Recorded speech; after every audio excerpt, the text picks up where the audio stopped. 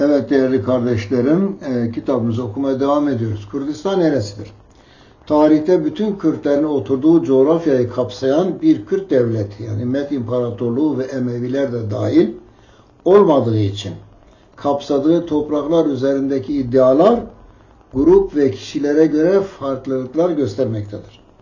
Lügat-ı Tarihiye ve Coğrafiye Kamusul E'lam ve Evliya Çelebi'nin seyahatnamesinde belirtilen yerleri alacak olursak, batıda Dersim eyaletinden güneyden Basra ve Luristan bölgesine kadar, kuzeyde İran'ın Azerbaycan eyaletinin yarısını kapsayan bu bölgenin adı Kürdistan'dır.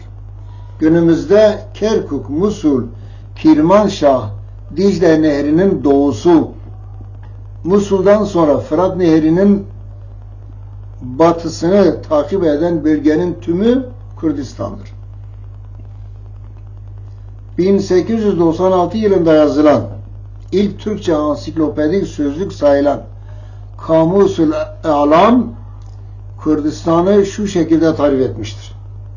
Kürdistan, Urmiye ve Van göllerinin kıyılarından Kerhe ve Diyale ırmaklarının kaynaklarına ve Dicle'nin akış yatağına dek uzayıp kuzeybatıya doğru sınırları Dicle'nin akış yatağını izleyerek Fırat'ı oluşturan Karasu yatağına ve oradan kuzeye doğru Aras havzasını Fırat ve Dicle havzasından ayıran su ayrımı çizgisine kadar ulaşır.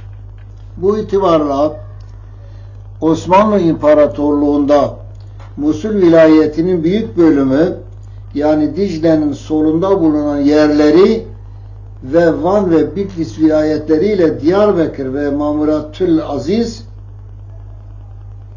vilayetlerinin bir parçası ve Dersim sancağı Kürdistan'dan sayılır.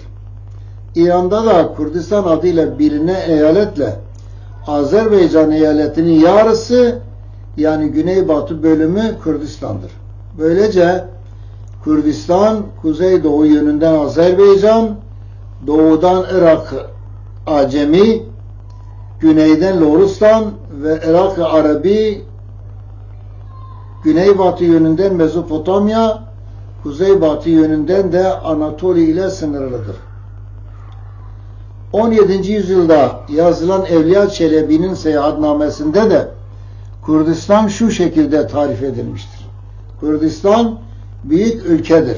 Bir ucu Erzurum, Van diyarlarından Hakkari, Cizre, İmadiye, Musul, Şehrizor yani Kerkük, Harir, Ardelan, Derne, Dertengide içererek Basra körfezine kadar 70 konak mesafe sayılır.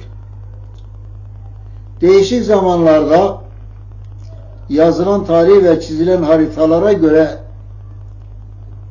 bakacak olursak, batıda Sivas ve Adana'nın Ceyhan Nehri'nden Basra körfezine kadar uzanan büyük bir coğrafyadır Kürdistan.